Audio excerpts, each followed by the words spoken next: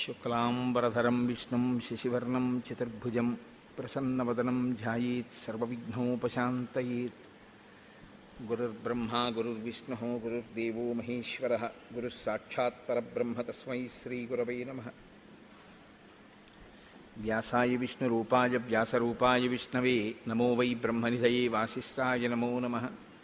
కూజంతం రామ రామీతి మధురం మధురాక్షరం ఆరుహ్య కవితాశాఖాం వందే వాల్మీకికోకిలం. శ్రుతిస్మృతిపురాణానాం ఆలయం కరుణాలయం నమామి భగవత్పాదశంకరం లోకశంకరం. సదాశివసమారంభాం శంకరాచార్యమధ్యమాం అస్మదాచార్యపర్యంతాం వందే గురుపరంపరాం. వాగర్ధావివ సంపృక్తౌ వాగర్ధప్రతిపత్తయే జగతః పితరౌ వందే పార్వతీపరమేశ్వరౌ. సూక్తిం సమగ్రేతున స్వయమేవ లక్ష్మీః శ్రీరంగరాజమహిషీమధురైఃకటాక్షైః. వైదగ్ధ్యవర్ణగుణగుంభనగౌరవైర్యాం కండూలకర్ణకుహరాः కవయోధయంతి. హైమోర్ధ్వపుండ్రమజహన్మకుటం సునాసం మందస్మితం మకరకుండలచారుగండం బింబాధరం బహుళదీర్ఘకృపాకటాక్షం శ్రీవేంకటేశముఖమాత్మని సన్నిధత్తాం. మనోజవం మరుతతుల్యవేగం జితేంద్రియం బుద్ధిమతాం వరిష్టం వాతాత్మజం వనరయూధముఖ్యం శ్రీరామదూతం శిరసా నమామి. ఆపదామపహర్తారం దాతారం సర్వసంపదాం లోకాభిరామం శ్రీరామం భూయో భూయో నమామ్యహం. శ్రీరామచంద్రం శ్రితపారిజాతం సీతాముఖాంబోరుహచించరీకः సమస్తకల్యాణగుణాభిరామः నిరంతరం మంగళమాతనోతు. శరజ్యోత్స్నాశుద్ధాం శిశితజటాజూటముకుటాం వరత్రాసత్రాణస్ఫటికగుటికాపుస్తకరాం సకృన్నత్వా నత్వా కథమివ సతాం సన్నిధదతే మధుక్షీరద్రాక్షామధురిమధురీణాః ఫణితయః. హరి ఓం. పరమేశ్వర స్వరూపైన సభకి నమస్కారం.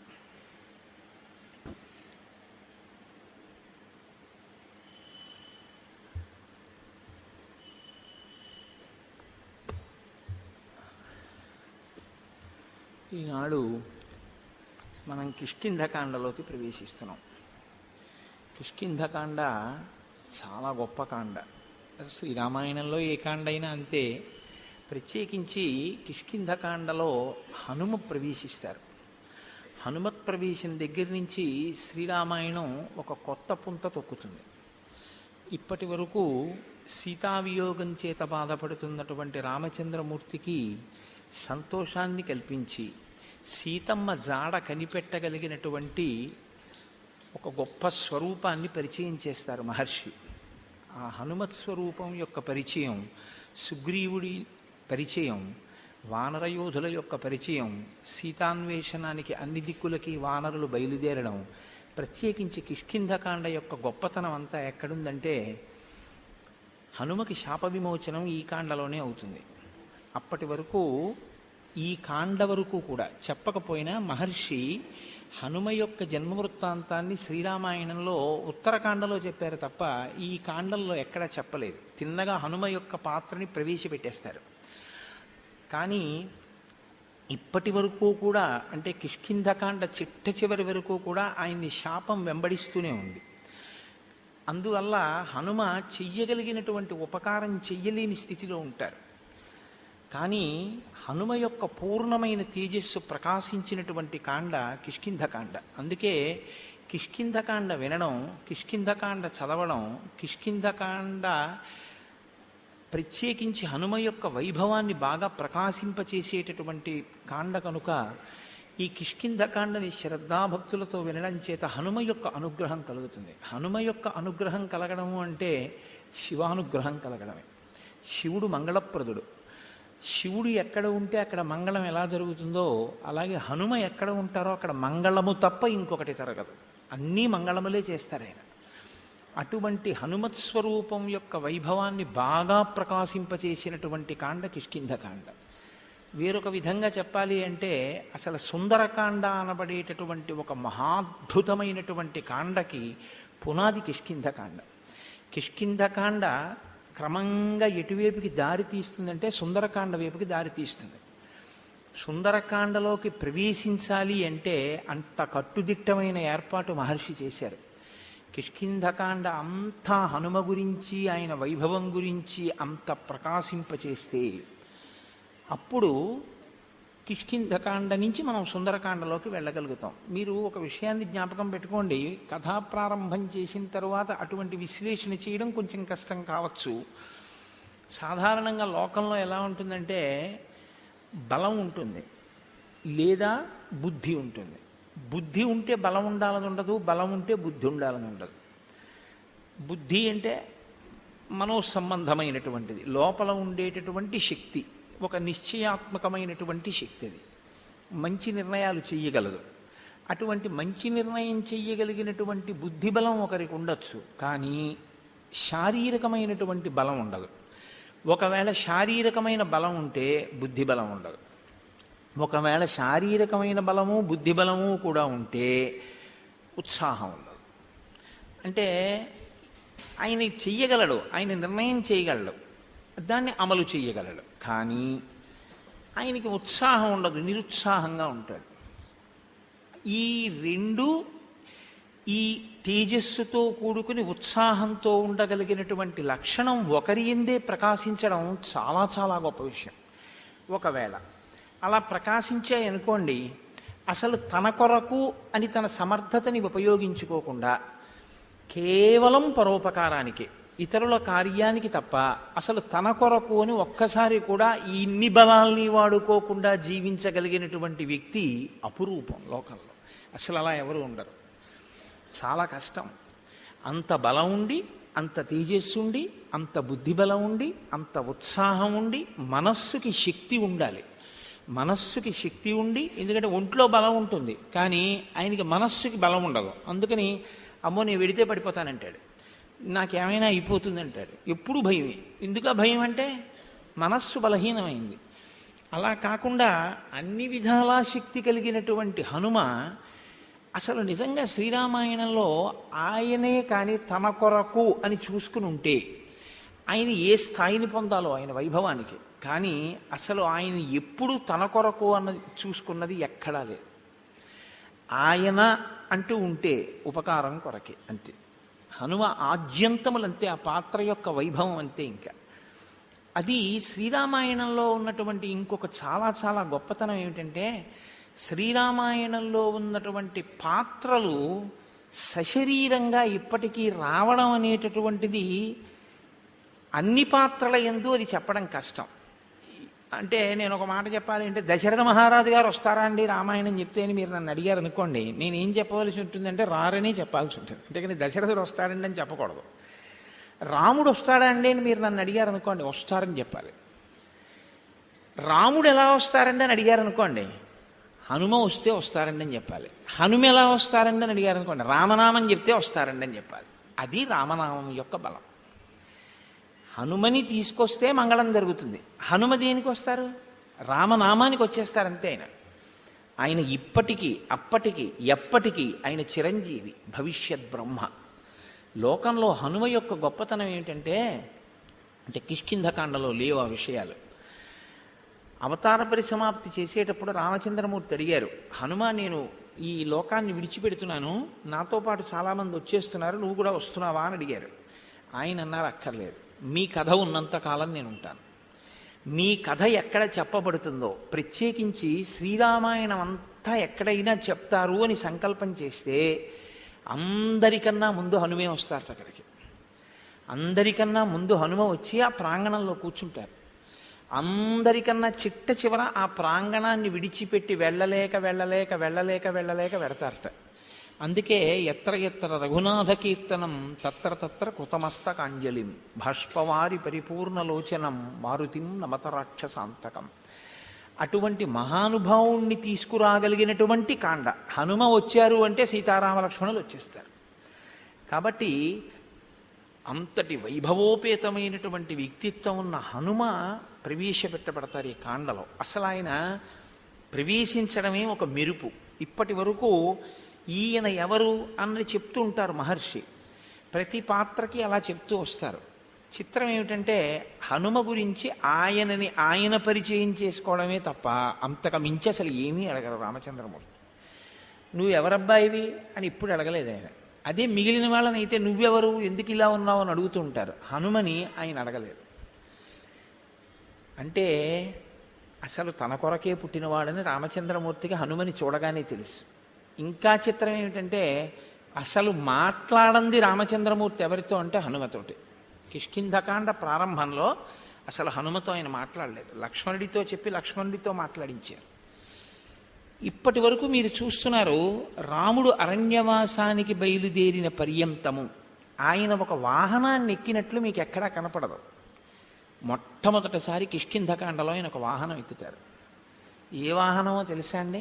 హనుమద్వాహనం. మిగిలిన వాహనాలు మనం ఊహ చేత ఎక్కిస్తాం ఈశ్వరుణ్ణి. హంసవాహనం ఉందనుకోండి, మనం చూసింది లేదు, హంసను ఎవరు చూశాను అని చెప్పరు లోకంలో, కానీ హంసవాహనాన్ని ఎక్కిస్తాం. మయూర వాహనం ఎక్కిస్తాం, అలా ఎక్కి ఉంటాడు అని ఊహ చేసి ఎక్కిస్తాం అంతే. మయూర వాహనం మీద ఎక్కాడా ఈశ్వరుడు అంటే ఎక్కాడు అనే శాస్త్రం చెప్తుంది. కానీ ఆ వాహనాల మీద ఎక్కినప్పుడు ఆయన ఆయా వాహనములు ఎలా ఉంటాయంటే అవి అలాగే ఉంటాయంతే, అవేం కొత్తతనాన్ని సంతరించుకోవు. కానీ ఒక్క హనుమ మాత్రం రామలక్ష్మణులు ఇద్దరూ తన భుజాల మీద కూర్చుంటే చేతులు రెండు ఇలా పెట్టారు. అందుకే హనుమద్వాహనాన్ని ఒక్కదాన్ని మాత్రం ఇంకోలా తయారు చేయడానికి వీల్లేదు. ఒక కల్పవృక్ష వాహనం ఉందనుకోండి, పిండి కొద్దీ రొట్టి, మీకున్న సొమ్ముని బట్టి కల్పవృక్ష వాహనం చేస్తాడు. మీరు చూస్తుంటారు దేవాలయాల్లో, ఒక్కొక్క దేవాలయంలో ఒక్కొక్కలా ఉంటుంటుంది కల్పవృక్ష వాహనం. అన్ని చోట్ల అంతే వైభవం తేవాలంటే కష్టం. వెంకటాచలం అంటే ఐశ్వర్యంతో కూడుకున్న క్షేత్రం, అందుకని అక్కడ ఏదైనా బంగారమే, కాబట్టి అక్కడ అంత వైభవంగా ఉండొచ్చు. మిగిలిన చోట్ల కల్పవృక్ష వాహనాలు అలా ఉంటాయని మీరు ఊహించకూడదు. కొయ్యతో కూడిన పళ్ళతో పువ్వులతో ఉండొచ్చు, అయినా అది వాహనమే ఈశ్వరుడికి.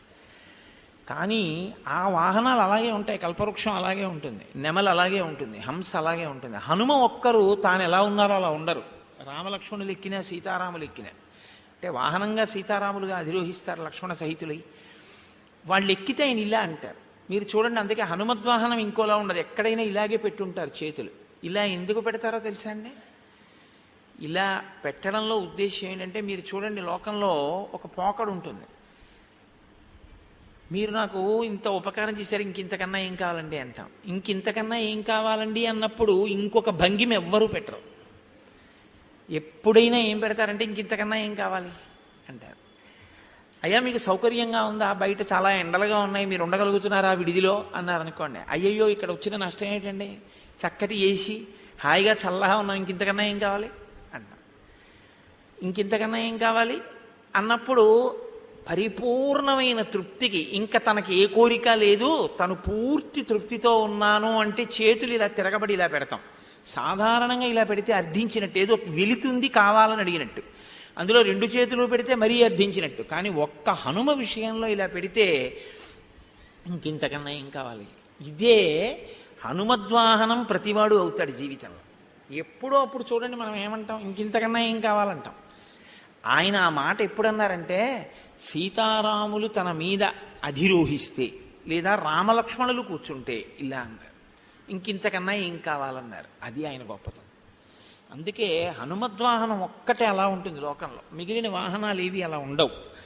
అంత గొప్ప విశిష్టమైనటువంటి స్వరూపం అసలు ఆ హనుమత్ స్వరూపం అత్యద్భుతం. ఇక్కడ ప్రారంభమైనటువంటి ఆయన వైభవం మెల్లమెల్లగా ఇది ఏం చేస్తుందంటే, ఆయన పని ఒకటే. శ్రీరామాయణంలోకనే కాదు, ఎక్కడైనా సరే ఆయన పని ఏమిటంటే, హనుమ ఎక్కడ ఉన్నా కళ్ళ నీళ్లు తుడుస్తూ ఉంటారు. హనుమ ఉన్నారు అంటే కళ్ళంబట నీళ్లు కారవలసిన అవసరం ఏ ఉండదు.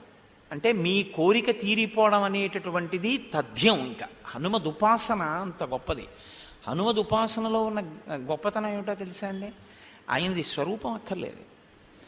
మీరు ఒకవేళ భయంతో ఉన్నారనుకోండి, ఏదైనా భయం వేసింది అనుకోండి, మీరు ఎక్కడున్నారో అక్కడ వెంటనే ఈ మధ్య పొడుగ్గా ఉన్నటువంటి వేలుతోటి హనుమ అని రాసి మీరు నమస్కారం చేస్తే ఆయన కాపాడతారు. నన్ను నమ్మండి, మీకు నేను ఒక యథార్థం చెప్తున్నాను.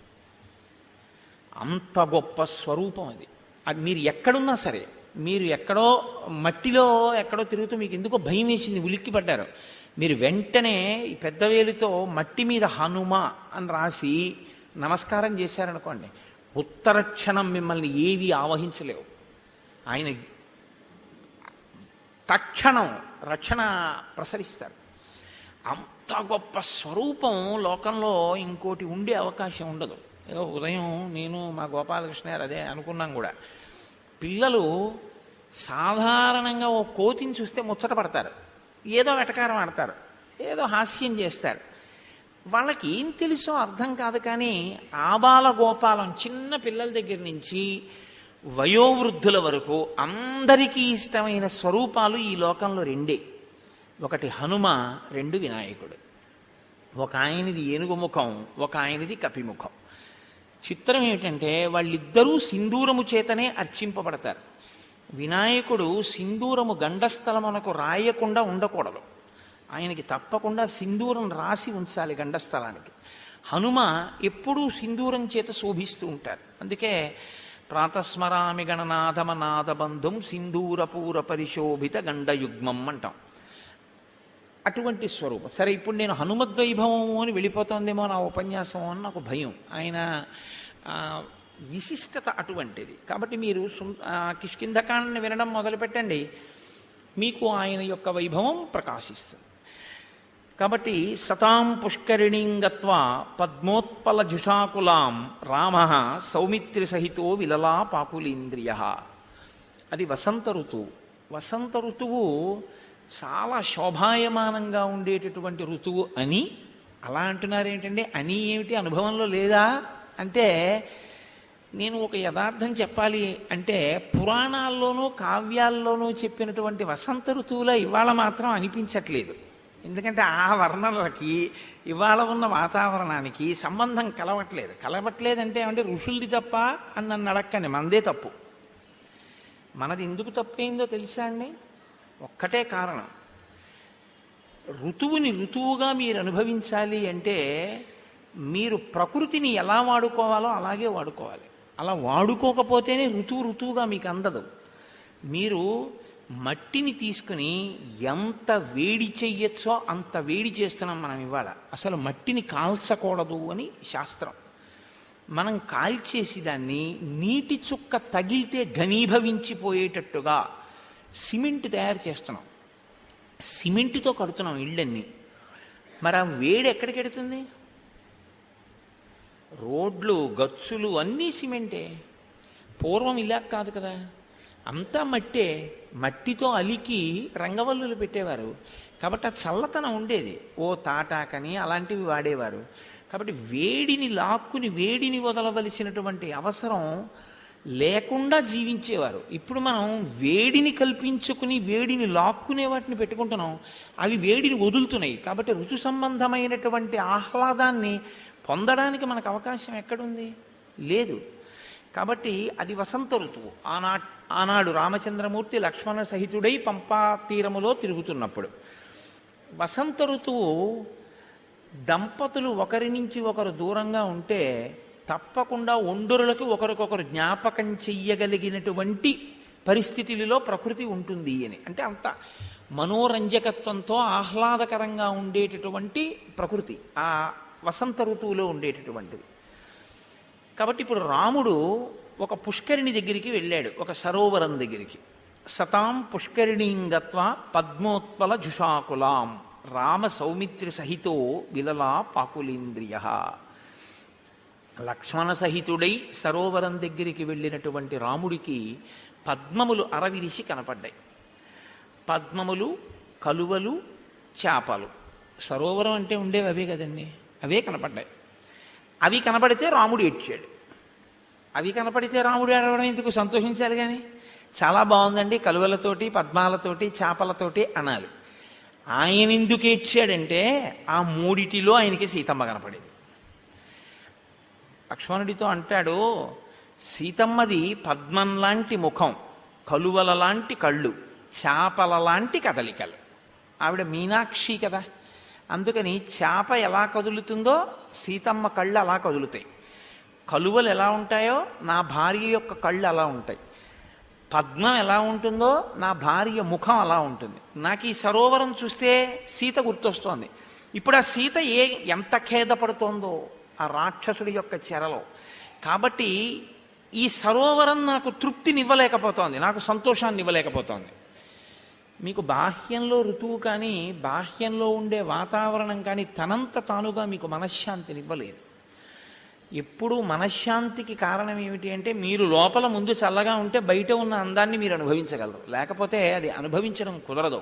అందుకే మీరు సమాజానికి చెయ్యగలిగిన చాలా పెద్ద ప్రయోజనం ఏమిటంటే ఇంకోటి శాంతిని పాడు చేయకుండా ఉండడం. మీరు శాంతంగా ఉండడం, ఇంకోటి శాంతంగా ఉంచడం. వాడి శాంతి మీరు పాడు చేయకుండా ఉంటే మీరు 100 యజ్ఞాలు చేసినట్టే. నేనే ఓం శాంతి శాంతి శాంతి. కాబట్టి ఇప్పుడు రాముడు వాటిని చూసి బాధపడ్డాడు. అది మనకి చెప్పవలసిన అవసరమా అండి అంటే అది ఉత్తమ పురుష లక్షణం. తన భార్య మాత్రమే జ్ఞాపకానికి రావడం, తన భార్య యందు మనసు ప్రవర్తించడం ఉత్తమ పురుషుని యొక్క లక్షణం. అన్యమైనటువంటి స్త్రీ జ్ఞాపకం రావడం వరకు తప్పేం లేదు. ఓ అక్క గుర్తురాదా, ఓ చెల్లెలు గుర్తురాదా, ఓ అత్తగారు గుర్తురారా, ఓ పిన్నిగారు గుర్తురారా, అలా జ్ఞాపకం తెచ్చుకోవడానికి దోషమే ఉండదు. కానీ కామమోహితమైన మనస్సుతో అన్య స్త్రీ జ్ఞాపకానికి రాకూడదు. అలా జ్ఞాపకానికి వస్తే అది దోషభూయిష్టం. అది తప్పకుండా దాని ఫలితాన్ని అది ఇచ్చేస్తుంది. కాబట్టి రాముడు తన భార్య యందు మనసున్నవాడు, ఆవిడ జ్ఞాపకానికి వస్తుంది ఆయనకి. కాబట్టి ఆయన యొక్క ధర్మాన్ని చూపిస్తుంది మనకది. ఇప్పుడు ఆయన అంటున్నాడు కేవలం భార్య జ్ఞాపకానికి వస్తుంది అనుకోండి, ఒక పరిపూర్ణత లోపించినట్టు. ఎప్పుడూ భార్య జ్ఞాపకానికి రావడం తప్ప అంటే తప్పని చెప్పడం కష్టం. కానీ ఎప్పుడూ ఆవిడ జ్ఞాపకానికి వస్తే మిగిలిన వాళ్ళ పరిస్థితి అప్పుడు అది కొంచెం ఏదో అసమగ్రంగా ఉన్నట్లుంటుంది. రాముడి మనస్సు అటువంటిది కాదు. ఆయన ఏడవడం, ఆయన బాధపడడం అంటే కేవలం సీతమ్మ గురించే కాదు. మాంతు శోకాభిసంతప్తం మాధవ పీడయన్నివా భరతస్య చ దుఃఖేన వైదేహ్యా హరణేన చ. మాధవుడు అంటే మాధవ మాసము అంటే వైశాఖ మాసం, మధుమాసం అంటే చైత్రమాసం. నన్ను ఈ వసంతుడు, మాధవ అన్న పేరు వసంతుడికి కూడా ఉంది అమరకోశంలో. కాబట్టి దీని మీదే కృష్ణకర్ణామృతంలో ఓ శ్లోకం కూడా ఉంది. కాబట్టి మాధవుడు వసంతుడు నన్ను బాధ పెడుతున్నాడు. ఎందుకు బాధ పెడుతున్నాడు? 2 కారణముల చేత బాధ పెడుతున్నాడు.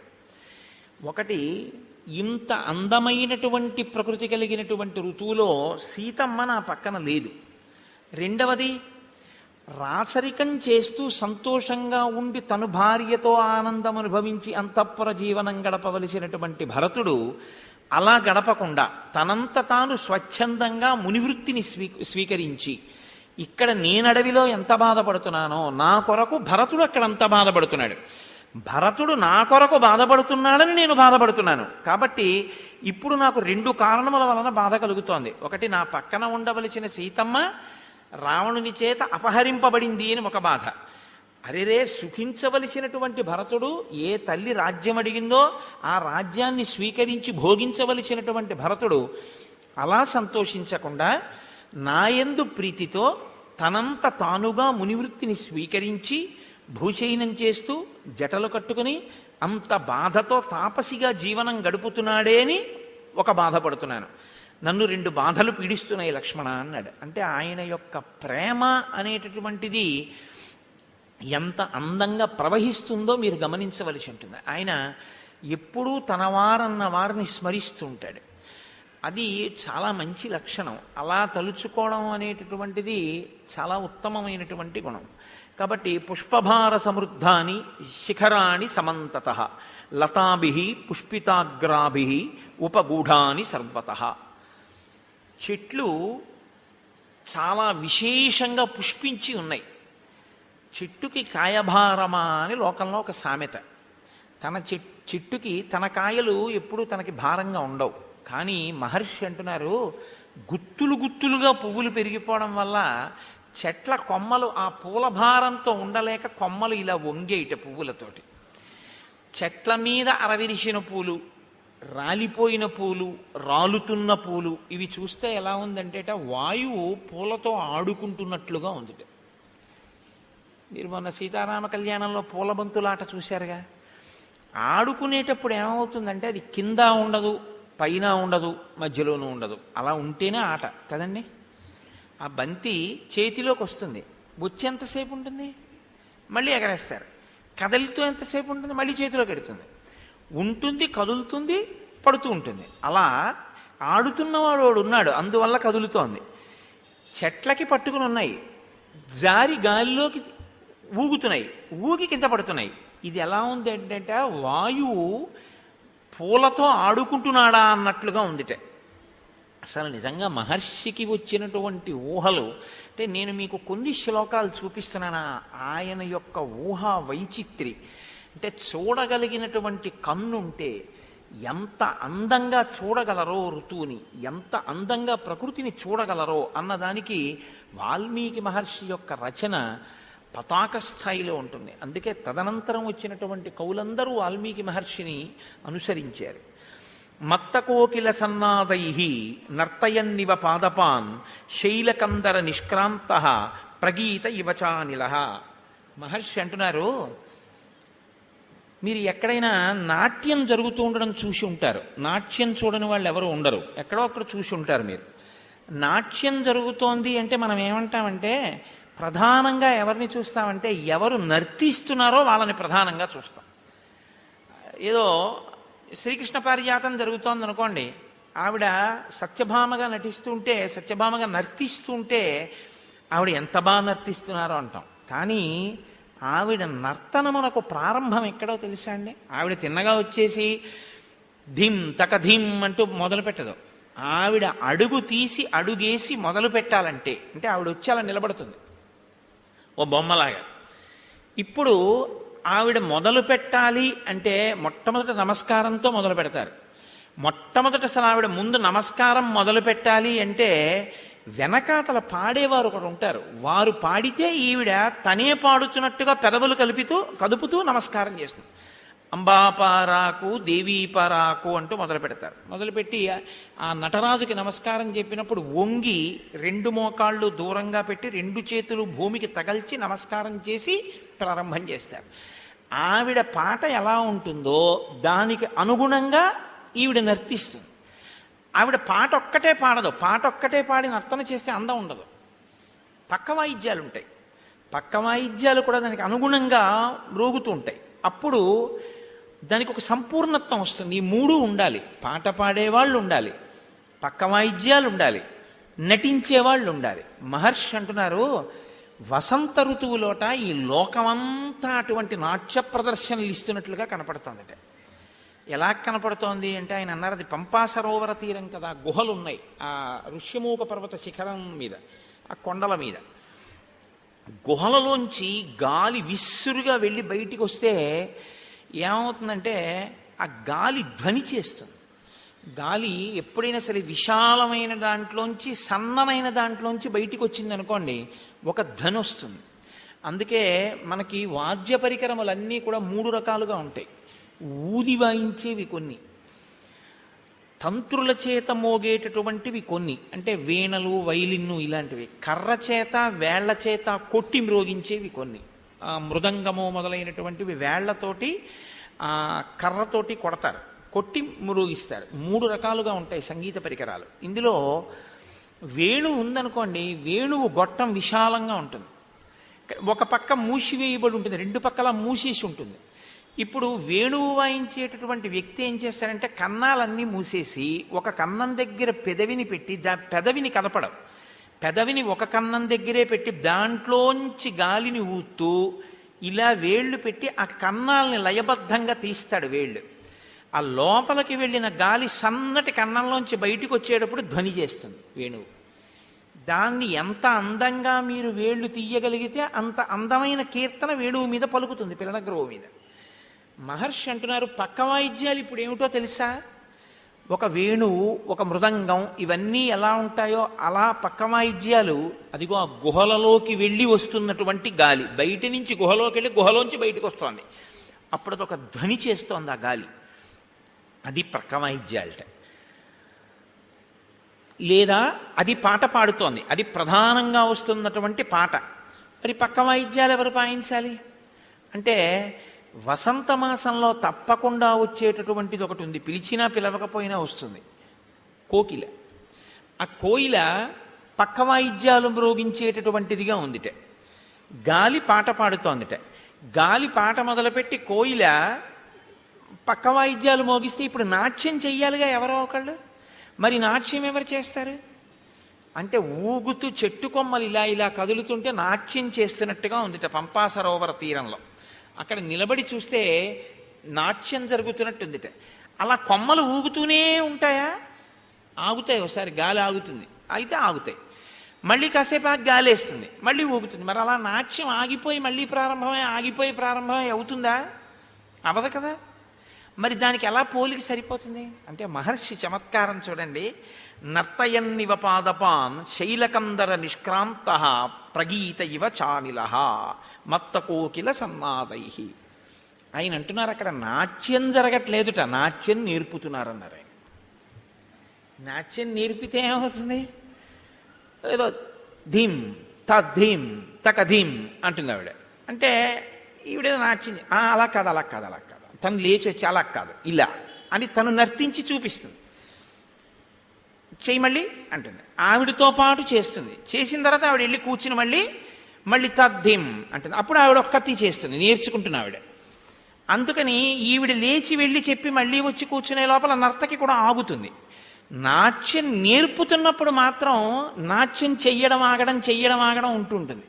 అందుకని నాట్యం చేస్తున్నట్టు లేదుట, నాట్యం నేర్పుతున్నట్లుందిట. అంటే ఎంత ఖచ్చితమైనటువంటి ఉపమానమో. ఇక అలా చూసి ఉపమానం వెయ్యడం అనేటటువంటిది అనితర సాధ్యమైనటువంటి ప్రజ్ఞ. వాల్మీకి మహర్షి రామాయణ శ్లోకాలంటే అలా ఉంటాయి. అసలు మీరు ఆ శ్లోకం చదివి ఒక్కసారి పంపా సరోవరంలో ఆ చెట్లు ఊగుతూ, ఆ గుహల్లోంచి వచ్చే గాలి, అక్కడ ఉన్నటువంటి ఆ గొన్నేనుగుల స్నానాలు, అవి చేసే అరుపులు, అడవి పందులు అవి ఆబోతుల్లా అరవడం, అవి గుహల్లో పడుకోవడం, ఆ పైన శిఖరం మీద కూర్చున్నటువంటి సుగ్రీవుడు, ఆయన చుట్టూ 4 వానరులు, కదులుతున్నటువంటి చెట్లు, వాటి నిండా పువ్వులు, రాలుతున్న పువ్వులు, ఇవన్నీ మీరు మానసికంగా అనుభవించారనుకోండి, మీరింకా వసంత నవరాత్రుల్లో వేరే నాట్య కార్యక్రమం ఎక్కడ బయట పెట్టించక్కర్లేదు, మీరు వెళ్ళి చూడక్కర్లేదు. ఇక్కడే వసంత నవరాత్రుల్లో నాట్య కార్యక్రమాలు మీరు చూసేస్తుంటారు. అంత గొప్ప స్థితిని వాల్మీకి మహర్షి శ్రీరామాయణాంతర్గతంగా ఆవిష్కరించి చూపిస్తారు. అవి అనుభవించాలి ఆ శ్లోకాలను. నిజంగా మహాద్భుతం ఆ వసంత ఋతు వర్ణనం. ఆయన ఒకచో అంటారు, ప్రాప్య దుఃఖం వనేశ్యామ సామాం మన్మథకర్షితం నష్ట దుఃఖేవ హృష్టేవ సాధ్వీ సాధ్వభ్యభాషత. ఆయన ఈ శ్లోకంలో అంటారు, సీతమ్మ నాతో కలిసి అరణ్యవాసానికి వచ్చింది. ఆ వచ్చినటువంటి సీతమ్మ సాధ్వి అంటే ఏంటంటే భార్యకుండవలసినటువంటి ఒక గొప్ప లక్షణాన్ని చెప్తున్నారు. ఏ కారణం చేత పురుషుడికి భార్య జ్ఞాపకానికి వస్తూ ఉంటుంది అంటే ఈ గుణము సంతరించుకొని ఉండాలి అని. అటువంటి భార్య ఉన్నప్పుడు పురుషుడు కూడా స్మరించాలి, తప్ప ఇంకోళ్ళని స్మరిస్తే వాడికన్నా పాతకుడు ఇంకోళ్ళు లేడని. కాబట్టి సాధ్వి అంటే తాను చాలా కష్టపడుతూ, నేను కష్టపడుతున్నానండి అన్న మాట చెప్తే ఆయన బాధపడతారని చెప్పకుండా, ఆయన కష్టాన్ని గమనించి తన మాటలతో ఆయన కష్టంలోంచి పైకొచ్చేటట్టుగా ఊరడిల్లేటట్టు మాట్లాడగలిగినటువంటి ప్రజ్ఞాశాలిని సాధ్వి అని పిలుస్తారు.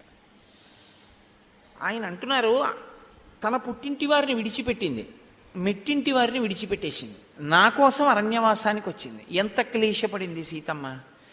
ఇంత క్లేశపడుతున్నటువంటి సీతమ్మ నాతో ఎప్పుడు ఏమండి ఎంత ఇబ్బందిగా ఉందో ఇక్కడ అని అనలేదు. ఎందుకో తెలుసా? సీతమ్మ చాలా ఇబ్బందిగా ఉందని నేను బాధపడుతూ ఉండుంటాను. ఇప్పుడు తన ఆ మాట అంటే నేను బాధపడతానని తన బాధ కప్పేసింది తప్ప, నేను బాధపడతానని తన బాధ నాకు తెలిసేటట్టుగా నాతో ఎప్పుడు మాట్లాడలేదు. కాబట్టి నాకు జ్ఞాపకంలోకి రాకుండా ఎలా ఉంటుంది? ఆ సీతమ్మని విడిచి నేను ఉండలేనన్నాడంతే. ఇది దాంపత్యం అంటే. అందుకని నేను తరచూ అంటూ ఉంటాను ఈ మాట, జానక్యాహ కమలామలాంజలి పుటేయాహ పద్మరాగాయితాహ. అందుకే పరమాచార్య ఒక ఆదేశం ఇచ్చారు లోకానికి. శుభలేఖ వేస్తే సీతారాముల యొక్క ముద్ర లేకుండా, వారి యొక్క రూపములు శుభలేఖ మీద లేకుండా శుభలేఖ వేయవద్దు. అంతకన్నా ఘోరం ఇంకోటి లేదని చెప్పారు ఆయన. ఎందుకంటే నరుడిగా ఈ లోకానికి అసలు దాంపత్యం అంటే ఏమిటో నిరూపించి చూపించిన వాళ్ళు సీతారాములు. మీరు చూడండి, శ్రీమన్నారాయణుడు దశావతారములు స్వీకరించాడు. అవతారంలో మనం ఏమని పిలుస్తామంటే లక్ష్మీనారాయణులు అంటాం. వెంకటేశ్వర స్వామి వారి దగ్గరికి వెడితే ఎవరు వెంకటేశ్వరుడు అంటారు, గోవింద గోవింద అంటారు. కూర్మావతారం వచ్చింది, వెళ్ళిపోయింది, లక్ష్మీనారాయణులు అంటాం. కృష్ణావతారం వచ్చింది, లక్ష్మీనారాయణులు అంటాం. సీతారాముల్ని లక్ష్మీనారాయణులు అంటారు, సీతారాములే అంటారు అంతే.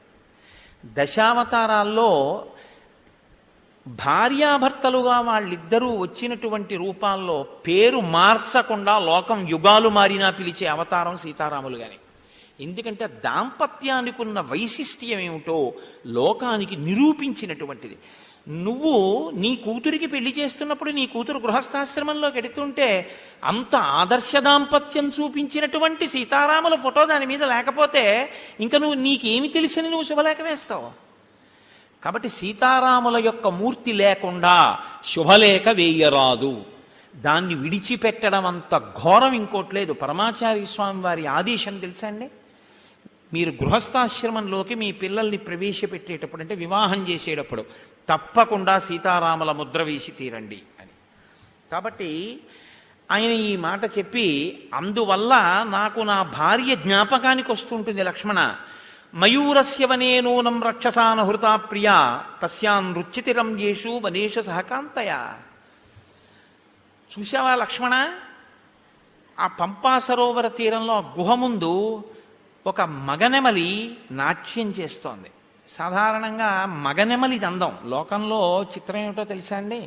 మనం మనుష్యలోకంలో అయితే ఏమిటంటామంటే ఆడదాని అందం అంటాం. నేనేమో దాని మీద పెద్ద విచారణ కానీ దాని మీద లోతుపాతులకు కానీ నేనేం వెళ్ళను.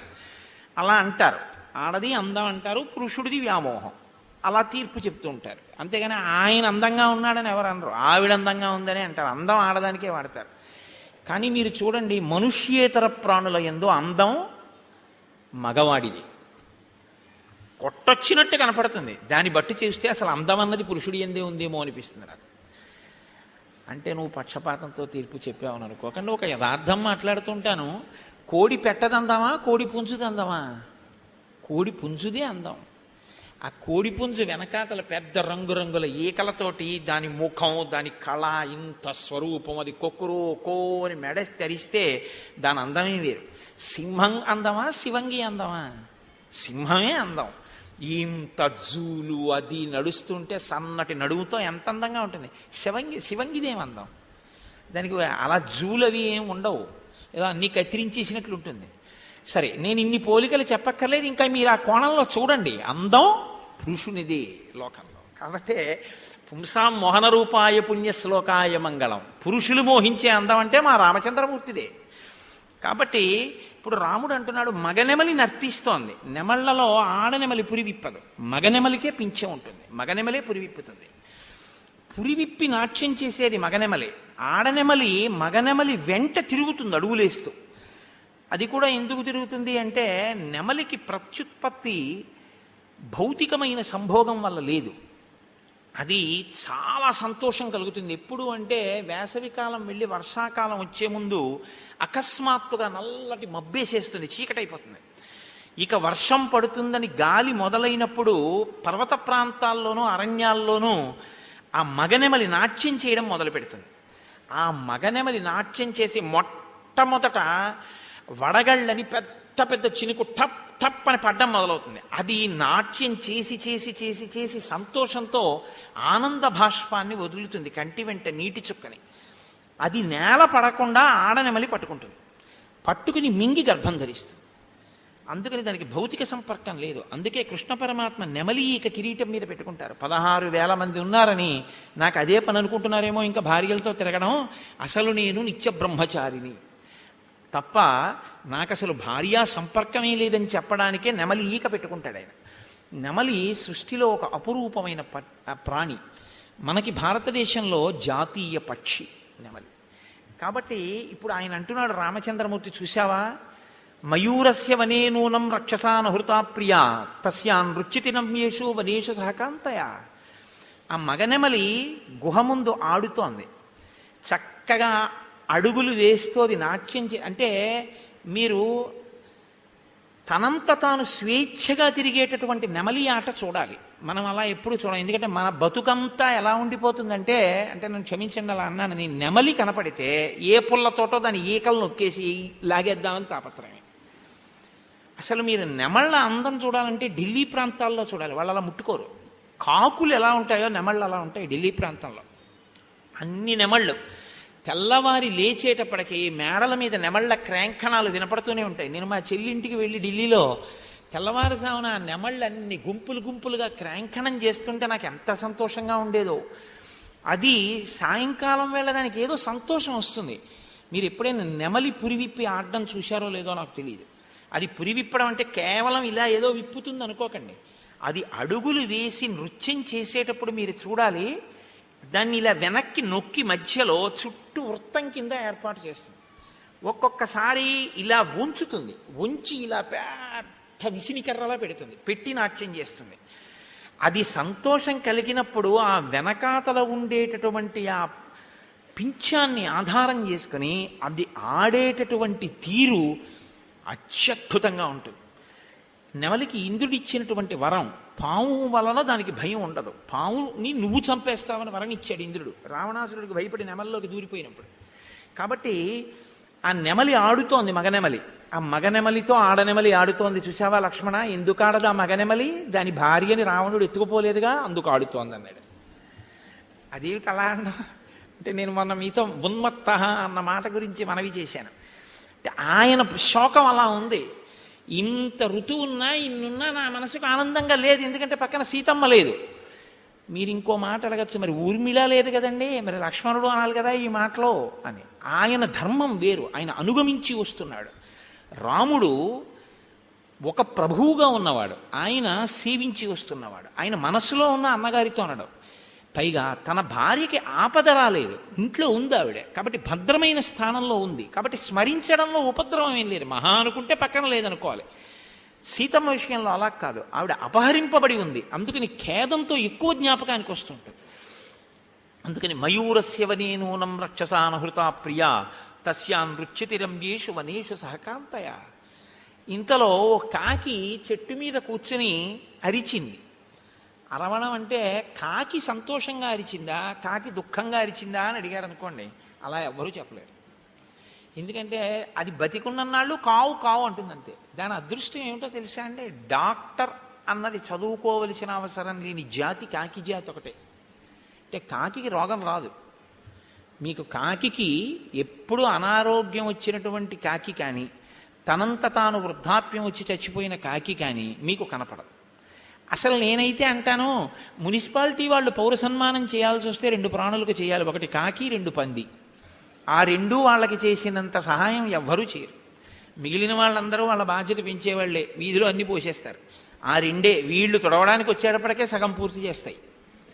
ఆఖరికి ఇలా అన్నదాన్ని కూడా కాకి పట్టుకుపోతుంది.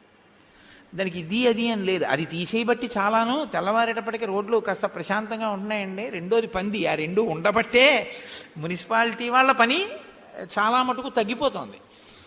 కాబట్టి ఇప్పుడు ఆ కాకి అంత గొప్పతనం ఎక్కడిది అంటే, యమధర్మరాజు గారి వరం, నిన్ను రోగం పీడించదు, లోకంలో అన్ని జాతుల్ని పీడిస్తాయి కానీ నీకు రోగం రాదు. మరి చచ్చిపోవడం ఎలాగా? నీ అంత నువ్వు ఏదో ప్రమాదం వల్ల చచ్చిపోవాలి తప్ప నీ అంత నువ్వు చచ్చిపోవడం అన్నది నీకు లేదు అవతలమన్నాడు ఆయన. అందుకే అన్ని కాకులున్నా 4 కాకులు చచ్చిపోయి ఎప్పుడు కనపడవు. కాకి చచ్చిపోతే షాక్ కొట్టి చచ్చిపోవడం, ఎవరో క్యాటిల్ బార్ పెట్టి కొడితే ఏదో గుండు తగిలి చచ్చిపోవడం, అలా చచ్చిపోవాలి తప్ప కాకి సహజంగా చచ్చిపోయింది అని చెప్పడం చాలా కష్టం. 2 ఓ కాకిని గుర్తెట్టుకోవడం కూడా చాలా కష్టం. 1000 కాకులు వాలే అనుకోండి, ఓ కాకిని గుర్తెట్టుకుని అది ఎగురుతూ దాన్ని గుర్తెట్టుకుంటానని ఎప్పుడైనా చూడండి. రామాయణం చదివితే ఇలాంటి పరిశీలనలు మీకు అలవాటు అవుతాయి.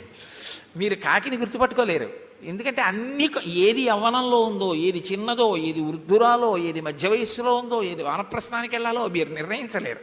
అన్నీ ఒక్కలా ఉంటాయి. అది యమధర్మరాజు గారి వరం ఆ జాతికి. ఆ కాకి సంతోషంగా అరిచింది అంటున్నాడు రాముడు. ఎలా తెలుస్తుందండి సంతోషంగా అరిచిందని? అంటే వాల్మీకి రామాయణం చాలా అద్భుతం. ఆయన అంటారు, ఏషవై తత్ర వైదేహ్య విహగ ప్రతిహారక పక్షీమాంతు విశాలాక్ష్యా సమీపం ఉపనేష్యతి. కాకి వెళ్ళిపోతుంటే తన తలమించి వెరుతూ కావు కావు అని అరిచిందనుకోండి, అమంగళం వస్తోందని గుర్తు. కాకి తను కూర్చుని ఉంటే తన పక్కకు వచ్చి కూర్చుని అరిచింది అనుకోండి, మంగళం జరుగుతుందని గుర్తు. అందుకే మన వాళ్ళు కాకి వచ్చి కూర్చుని అరిచింది అనుకోండి, ఇంటికి ఎవరో బంధువులు వస్తారే కాకి అరిచిందంటారు. అంటే మంగళం అన్నమాట. అంటే మన సనాతన ధర్మంలో గొప్పతనం ఏమిటంటే, ఇంటికి బంధువులు రావాలి, వాళ్ళతో కలిసి అన్నం తినాలి, వాళ్ళకి అన్నం పెట్టాలని కోరుకున్న జాతి. అందుకే నేను పొద్దున్నే అంటున్నాను, మాకిచ్చిన విడిదిలో భోజనం చేసినప్పుడు ఆ చెయ్యి కడుక్కుంటుంటే ఇక్కడ అంటుకోలేదు అనుకోండి, వాడి జన్మలో వాడు ఎవరికి అన్నం పెట్టలేడని గుర్తు. వాడు తను తినడం కష్టం, తను మాత్రమే తింటాడు తప్ప తన వలన నలుగురు భోజనం చేయడం కానీ, తనతో నలుగురు భోజనం చేయడం కానీ ఉండదు. ఎవడు వెళ్ళడా ఇంటికి, బాబు వాడింటికి మనం ఎందుకండి అంటారు. ఆయనున్న చోటికి వద్దనాలి తప్ప మీరు రమ్మన్నారో ఎడా తెరిపి ఉండదు, అలా వస్తారు. అది ఎక్కడదో తెలుసా అండి? అన్నాన్ని అమృతంగా తినమని, అరచేతి యందు అమృతం ఉంటుందని, చేతితో అన్నం తినగలిగినటువంటి ప్రాణులలో సర్వోత్కృష్టమైన ప్రాణి మనుష్యుడు. అన్నం తింటే కలుపుకు తినాలి, తింటే అరచేయి అంతా అంటుకుని ఇక్కడ వరకు కడుక్కోవలసి రావాలి అని. ఇక్కడ వరకు కడుక్కోవలసేటట్టుగా అరచేతిని ఎవడు కడుక్కునేటట్టు అన్నం తింటాడో వాడు తాను తిని నలుగురికి పెడతాడు అని. అందుకని మీకు ఈ తరంలో బహుశా చెప్పేవాళ్ళు ఉండరేమో, టీవీ చూడమనేవాళ్లే తప్ప సీరియల్స్ గుర్తుంటాయి కానీ అవి గుర్తుంటాయా నాకు అనుమానం.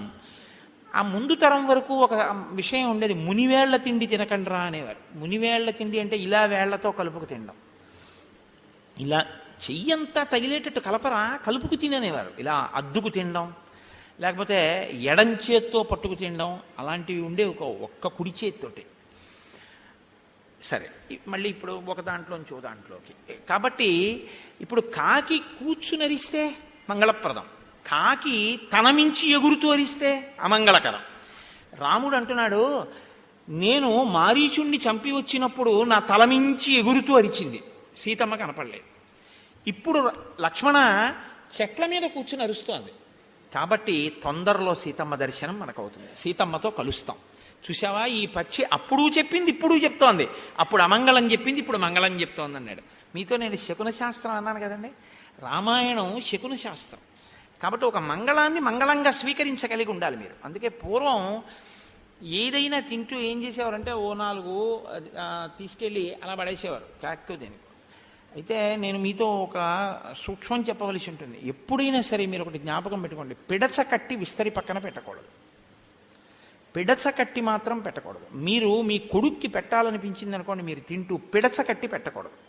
కొత్త ఆవకాయ కలుపుకున్నారండి, ఈ ఋతువులో అది చాలా ఎక్కువ. కొత్త ఆవకాయ తను మాత్రమే కలుపుకొని తిన్నటువంటి తల్లి లోకంలో ఉండదు. కలుపుకోగానే ముందేం చేస్తుందంటే, ఎంత ధర్మాత్ముడు అవనవండి, ఎంత అనుష్ఠాన తత్పరుడు అవనవండి, ఏమండి ఇదిగో కొంచెం చూడండి, రుచి చూడండి అంటది. తిని చూడాలి, లేకపోతే అంతకన్నా ఘోరం ఇంకోటి లేదు. గృహస్థాశ్రమంలో తినాలో చారో ముద్ద. కానీ పిడచ కట్టి పెట్టకూడదు, చేతిలో విడిగా పెట్టాలి. మీరు భూతబలి కొరకు పక్కన పెట్టినా అన్నాన్ని ఇలా తీసి పెట్టాలి తప్ప పిడచ కట్టి పెడితే అది వేరు. మన దాంట్లో పిడచలు పెట్టడం అన్నది ఇంకొకప్పుడు. ఎప్పుడు పడితే అప్పుడు ఇంట్లో ప్రతిరోజు పిడచలు పెట్టడం, పిడచలు తీసుకెళ్లి వీధిలో పడేయడం, ఇది ఈశ్వరుడు మంగళప్రదం ఇచ్చినా నిత్యతద్దినం ఇంట్లో పెట్టుకున్న వాడితో సమానం అవుతాడు. కాబట్టి అలా పిడచల జోలికి వెళ్ళకూడదు. కాబట్టి ఇప్పుడు రాముడు ఇలా బాధపడుతుంటే సీతమ్మ గురించి లక్ష్మణస్వామి అన్నారు, ఉత్సాహో బలవాన్ నార్య నాస్తుత్సాహత్పరం బలం సోత్సాహస్యాస్తి లోకేస్మిన్ నకించిదపి దుర్లభం. అన్నయ్య, నువ్విప్పుడు సీతమ్మ పక్కన లేదు అని ఇంత బాధపడుతున్నావు, నీకు ఈ శోకము ఎంత కలిగితే నువ్వు అంత కృంగిపోతున్నావు. శోకము మనిషిని పాడు చేస్తుంది. శోకాస్థానంలో నువ్వు దేన్ని పెట్టుకోవలసి ఉంటుందో తెలుసా? ఉత్సాహమును పుంజుకోవలసి ఉంటుంది, ఉత్సాహమును నింపుకోవలసి ఉంటుంది. అది తనంత తాను వచ్చేది కాదు, నీ అంత నువ్వు పెంచుకోవలసింది. నీ అంత నువ్వు పెంచుకుంటే ఉత్సాహంగా ఉంటావు. ఉత్సాహంగా ఉండేటటువంటి వాడు బంతి లాంటి వాడు, శోకంతో ఉండాలనుకునేటటువంటి వాడు మట్టి ముద్ద లాంటి వాడు. మట్టి ముద్దని ఇలా అన్నారనుకోండి, అంతే నేలకు అంటుకుంటుంది, ఇక మళ్ళీ పైకి లేవదు. బంతి నేల మీద పడుతుంది కానీ పైకి లేస్తుంది.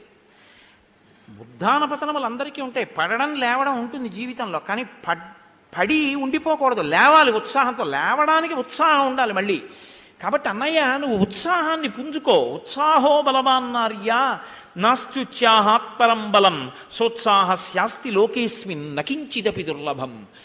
ఉత్సాహమును ఎవరు పుంజుకుంటాడో, ఎవడు మనసులో భీతిని విడిచిపెట్టేస్తాడో వాడు ఈ లోకంలో సాధించలేనిదన్నది లేదు, ఏదైనా సాధిస్తాడు. రామాయణంలో శ్లోకాలనే రవీంద్రనాథ్ ఠాగూర్ గారు గీతాంజలిలోకి తీసుకెళ్ళాడు. Where the mind is without fear and the head is held high, where the world has not been broken up into fragments by narrow domestic walls to thee my country అని ప్రార్థన చేస్తాడు ఆయన. ఎక్కడ భయమన్న మాట లేదో, ఎక్కడ ప్రజలు తలెత్తుకు తిరుగుతారో, ఎక్కడ దేశము ముక్కముక్కలుగా అనేక కారణముల వలన సంకుచిత్తమును పెంచుకోదో అటువంటి స్థితికి నా తండ్రి నా దేశాన్ని తీసుకెళ్ళు అని ప్రార్థన చేస్తాడు.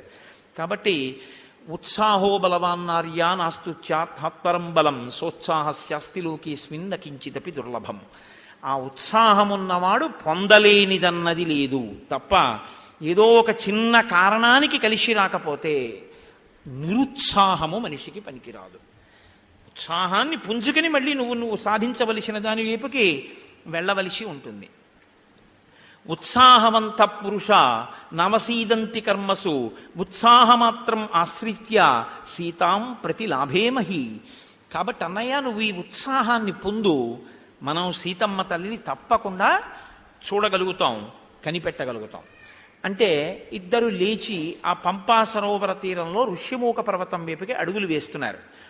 తమాశ్రమం పుణ్యసుఖం శరణ్యం సదైవ శాఖాం మృగసేవితాంతం త్రస్తాశ్చ దృష్ట్వా హరయో భిజిగ్ముః మహౌజసౌ రాఘవలక్ష్మణౌ తౌ.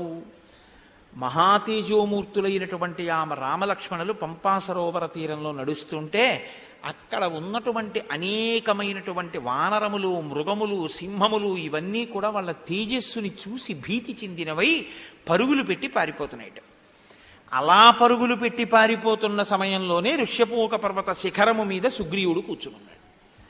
ఆయన చుట్టూ నలుగురు అమాత్యులు అంటే మంత్రులు కూర్చుని ఉన్నారు. అంటే అమాత్యులు కూర్చుని ఉన్నారు అంటే ఆయనకి అధికారం ఏది? రాజ్యంలోంచి బయటికి వెళ్ళిపోయాడుగా. అంటే వాళ్ళు రాజుగానే చూస్తారు, అది వాళ్ళ మర్యాద. ఆయన్ని హే రాజన్ అంటారు, రాజుగానే గౌరవిస్తారు. ఆయన కూడా వాళ్ళని మంత్రులుగానే గౌరవిస్తారు. అది ఎప్పటికీ ఉండిపోయే పదవి. ఇవాళ రాచరికం లేదని వాళ్ళు మంత్రులు కానివారు కారు. ఎప్పుడూ మంత్రాంగమును నేర్పుతూ ఉంటారు. అంటే సలహాలు ఇచ్చి నడిపిస్తారు కాబట్టి వాళ్ళు సచివులే, మంత్రులే తప్ప ఆయనకి పదవి లేదు కాబట్టి ఇప్పుడు ఈయన మంత్రి కాడండి అనడానికి ఏం ఉండదు. అసలు లోకంలో ఊడిపోని మంత్రి పదవి అంటే ఉంటే ఒక్కటే, భార్యదే. కార్యేషు దాసి కరణేషు మంత్రి. ఎప్పుడూ మంత్రాంగం భార్య చెప్తుంది. మంత్రాంగం చెప్పడం అంటే ఆలోచన చెప్తుంది. భర్త వినాలి అని దాని అర్థం. భార్యని సంప్రదించాలి. భార్యని సంప్రదించకుండా లోకంలో ఏదీ చెయ్యరాదు. అది మర్యాద. చెప్పాలి భార్యకి. నేను ఇవన్నీ సొంతంగా చెప్పేస్తున్నాడు ఈయనకి ఏదో కొంచెం బాగుండదని అలా అంటుంటాడేమో అనుకోకండి. నేను మీకు ఒక రుజువు చూపించనా? మీకు లోకంలో ఏది రావాలన్నా పరమేశ్వరుడే చెప్తాడు. శ్రావణ శుక్రవారం వరలక్ష్మీ వ్రతం ఎలా చేసుకోవాలి అని అడిగారు అనుకోండి, మీరు నేను అడగం, పార్వతీదేవి పరమేశ్వరుని అడుగుతుంది. అప్పుడు పరమేశ్వరుడు, ఓ పార్వతి, లోకంలో అందరూ సుభిక్షంగా ఉండడానికి ఒకనొక వ్రతంబు కలదో, దాన్ని తొల్లి చారుమతి చేశాను, ఆ విధానమును నీకు చెప్తాను, వినును, ఇలా చెయ్యాలి లోకంలో అని. ఇప్పుడు మనందరం అలా చేస్తాం. అలా చెయ్యం, ఇంకోలా చేస్తాం. అలా చేశామని చెప్తాం, అది వేరు మాట. ఎందుకంటే చారుమతి ఎలా చేసిందో మీరు ఎలా చేశారో చూసుకోండి ఒకసారి. ఏమీ చెయ్యం. బ్రాహ్మణుణ్ణి పిలిచి దానం ఇమ్మని ఉంటుంది, ఎవ్వరు ఇవ్వరు. అలా చేశామని చెప్తాం అంతే. వ్రతము కాదు, వ్రతభంగం చేస్తుంటాం మనం. కాబట్టి పరమశివుడు చెప్తాడు, కేనోపాయేన లఘున అని ఆవిడ అడుగుతుంది. నాథ, ఏ ఉపాయం చేత మనుష్యులు విష్ణు సహస్రం చెప్పిన ఫలితం వస్తుంది అంటుంది. శ్రీరామ రామ రామేతి రమే రామే మనోరమే సహస్రనామ తత్తుల్యం రామనామ వరాననే అంటాడు. కాబట్టి రామాయణం చెప్పాలనుకున్నా అసలు యథార్థం ఏమిటో తెలుసా అండి? ఆవిడ వినడానికి ఆవిడికి ఖాళీ ఏదంటే అనకూడదు.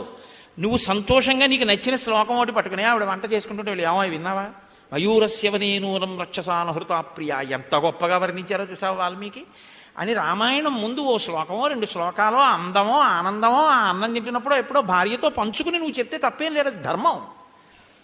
ఆవిడ మంత్రి, ఆవిడికి తెలియాలి. ఆవిడితో అన్నీ తెలిసి ఉండాలి జీవితంలో. తప్ప లోకంలో ఒక పోకడు ఉంటుంది, దానికి ఎందుకండి ఇవన్నీ అంటాడు, చాలా తప్పది. అలా ఉండకూడదు. ఆవిడ మంత్రిని నీకు. అది పోయే పదవి కాదు, అది ఎప్పటికీ ఉండే. ఒకసారి ప్రమాణ స్వీకారం చేస్తే శరీరం పడిపోయేంత వరకు ఉండిపోయే మంత్రి పదవిలో ఉండేవాళ్ళు ఎవరంటే ఒక్క ఆడవాళ్లే. మిగిలిన వాళ్ళవి పోయే మంత్రి పదవులు, ఇదొక్కటే పోని మంత్రి పదవి. కాబట్టి ఆవిడకి ఆయన, ఆయనకు ఆవిడ ఇద్దరు. లేదా భర్త రాజు, ఎందుకంటే పెద్దవాడు అయి ఉంటాడు కదా, అందుకని. కాబట్టి ఇప్పుడు సుగ్రీవుడు తౌతు దృష్ట్వా మహాత్మానౌ భ్రాతరౌ రామలక్ష్మణౌ వరాయుధరౌ వీరౌ సుగ్రీవ శంకితో భవత్. ఆ సుగ్రీవుడు ఆ శిఖరం మీద కూర్చుని ఉన్నటువంటి వాడు మిగిలినటువంటి వానరములన్నీ కదిలిపోయే మృగాలన్నీ పారిపోతుంటే ఆయన కూడా ఎందుకు ఇలా పారిపోతున్నాయని ఇలా చూశాడు. రామలక్ష్మణులు అలా వెళ్ళిపోతూ కనపడ్డారు. వాళ్ళ తేజస్సు వంక చూశాడు. శంకితో, వెంటనే ఆయనకి శంక వచ్చింది. శంక వచ్చింది అంటే మీరు గుర్తుపెట్టుకోండి, 30 వంతు చచ్చిపోయాడు అని గుర్తు. శంక కాని అంటే భయముతో కూడిన అనుమానం వస్తే ఉత్తర క్షణం మీ బుద్ధి పనిచేయడం మానేస్తుంది. అందుకే భయంతో కూడిన అనుమానం రాకూడదు ఎప్పుడు. మీరు ఎక్కడైనా చూడండి, నేను చెప్పింది యథార్థమో కాదో. భయం లేకుండా ఒక అనుమానం రావడం వేరు, అది అది ఏమిటి అలా కదులుతోంది అండం వేరు, అది పామేమో అండం వేరు. భయంతో కూడిన అనుమానం శంక. ఈ శంక కానీ ఎవరికైనా పట్టుకుందో వాడు సగం చచ్చిపోతాడంతే. 30 వంతే చచ్చిపోతాడు, 1/2 వంతే బతుకుంటాడు, ఇంకా ఊపిరి వలన బతుకుంటాడంతే. కాబట్టి ఇప్పుడు సుగ్రీవుడికి శంక కలిగింది. శంక అంటే ఏమిటి? అనుమానం. వీళ్ళు నన్ను చంపడానికి వచ్చారేమో అని అనుమానం వచ్చింది. అది మహర్షి యొక్క హృదయం. ఈ అనుమానం రాగానే ఉద్విగ్న హృదయ, ఉద్విగ్నత కలిగింది హృదయంలో, అంటే తత్తరపాటు కలిగింది. ఒక్కసారి భయం వేసేసింది. ఇప్పుడు వాళ్ళు చంపేస్తారు కాబట్టి వాళ్ళు తననే వెతుకుతున్నారు. కాబట్టి తను వెంటనే ఏం చేయాలంటే ఇక వాళ్ళ కంట పడకూడదు, పారిపోవాలి. కాబట్టి ఏం చేశారంటే ఉద్విగ్న హృదయ సర్వాదిశ సమవలోకయన్ నవ్యతిష్టత కశ్చిన్చిద్దేశే వనరపుంగవ. అక్కడ కూర్చోకుండా వెంటనే లేచి ఒక్క గంతు గింతి ఇంకో శిఖరం మీదకి ఎగిరిపోయాడు. ఎప్పుడైతే ఈయన ఎగిరిపోయాడో రాజుగారే ఎగిరిపోయాడంటే ఏదో ప్రమాదం వచ్చేసిందని మిగిలిన వానరులు 4 ఎగిరిపోయారు. అందరూ తలకో దిక్కు ఎగిరిపోయారు. ఎగిరిపోయి వీళ్ళు ఎగిరిపోయిన వాడు ఇక్కడి నుంచి ఎగిరిపోయి అక్కడ కూర్చుంటాడేంటే, అమ్మో వాళ్ళ 4 దూరంగా కూడా వెళ్ళిపోయారా, ఈ బాబోయ్ వీళ్ళు కానీ ఇటు వచ్చేస్తారేమో అని మళ్ళీ ఇటు నుంచి ఇంకో చోటుకు దూకేశాడు. వీళ్ళే సామాన్యమైన బలం ఉన్న వాళ్ళు కారు సుగ్రీవాదులు. వీళ్ళు ఇలా గెంతుతుంటే సింహాల వంటి మృగాలు కూడా భయపడిపోయి విపరీతమైన వేగంతో అవి పారిపోతున్నాయి ఆ శిఖరాల మీద. ఒక్కసారి అంతా కూడా ఎలా ఉందంటే ప్రశాంతమైనటువంటి సరస్సులో చెయ్యి పెట్టి తిప్పితే ఎలా ఉంటుందో అలా అతలాకుతలం అయిపోయింది. ఆయన మళ్ళీ ఏం చేశాడంటే 4 మంత్రుల్ని దగ్గరికి పిలిచాడు. పిలిచి కూర్చున్నాడు. కూర్చుని ఏతౌవనమిదం దుర్గం వాలి ప్రణహితౌ ధ్రువం ఛద్మనాచీరవసనౌ ప్రచరంతా విహాగతౌ. సుగ్రీవుడు చాలా కపటి. అంటే అనుమానం ఎటువైపు నుంచి వెళ్ళిందో చూడండి. సుగ్రీవుడు చెప్తున్నాడు వాలి చాలా కపటి. వాలి సుగ్రీవుణ్ణి చంపడానికి ప్రయత్నిస్తున్నాడు. సుగ్రీవుడు అన్నగారు వాలి. వాలికి సుగ్రీవుడి మీద పగ. కాబట్టి ఇప్పుడు వాలి నన్ను చంపడానికి చూస్తున్నాడు. పరమ కాపట్యం ఉన్నవాడు. నేను ఈ పర్వతం మీద ఉన్నంత వరకు వాలి వచ్చి నన్ను చంపలేడు. కారణం ఏమిటంటే వాలి ఈ పర్వతం మీదకి వస్తే ఆయన మరణిస్తాడు. మతంగ మహర్షి శాపం ఉంది. కాబట్టి నన్ను చంపగలిగినంత వీరుడు వాలి దగ్గర లేడు. ఇప్పుడు ఎక్కడో సంపాదించాడు. ఈ మిత్రత్వంతో ఎవరినో తీసుకొచ్చాడు నన్ను చంపమని. అదిగో వాళ్ళే వెతుకుతున్నారు, ఇలా వెడుతున్నారు. అది ఆయన అనుమానం. కాబట్టి ప్రచరంతా నిహాగతౌ, ప్రచరంతా విహాగతౌ, వాళ్ళు వస్తున్నారు. అటువంటి సుగ్రీవుడు, అటువంటి వాలి నన్ను మృత్యుపాలు చేస్తాడేమో. వెంటనే 4 మంత్రులలో మాట్లాడినటువంటి వాళ్ళెవరూ లేరు. సుగ్రీవుడు రాజు, హనుమ, జాంబవంతుడు, మైందుడు, ద్వివిధుడు, ఈ 4 ఆయన్ని సేవించేటటువంటి సచివులు. ఇందులో హనుమ మాత్రం వెంటనే మాట్లాడారు. హనుమ ఎక్కడ ఉన్నారో అక్కడ బుద్ధి వైభవం ఉంటుంది. బుద్ధిర్యశో బలం ధైర్యం నిర్భయత్వమరోగత అజాడ్యం వాక్పటుత్వంచ అని కదా. ఆయన్ని నమ్మిన వాడికి, ఆయన్ని సేవించిన వాడికి మంచి వాక్పుటత్వం కూడా వస్తుంది. కాబట్టి ఆయన అన్నారు వెంటనే సంభ్రమస్త్వజతామేష సర్వైహిర్ వాలికృతే మహాన్ మలయోయం గిరివరో భయం నేహాస్తి నేహాస్తి వాలినః. నువ్వు అన్నింటికీ ఇలా భయపడిపోతూ ఉంటావు. ఈ మలయ పర్వత శిఖరం మీదకి, ఇక్కడ ఉన్నటువంటి ఋష్యమూక పర్వతం మీదకి అసలు వాలి కానీ వాలి అనుచరులు కానీ రాలేరని తెలిసి కూడా నువ్వు ఎందుకింత భయపడిపోతుంటావు? ఎవరో వచ్చారు, వాళ్ళు నిన్ను చంపడానికే వచ్చారు అనుకుంటావేంటి? అనుకుని అలా భయపడుతుంటావేంటి? ఇక్కడ శ్రీరామాయణంలో హనుమ మొట్టమొదటిసారి మాట్లాడడం మొదలు పెడుతున్నారు. మొదలు పెడుతూనే ఆయన సాధించిన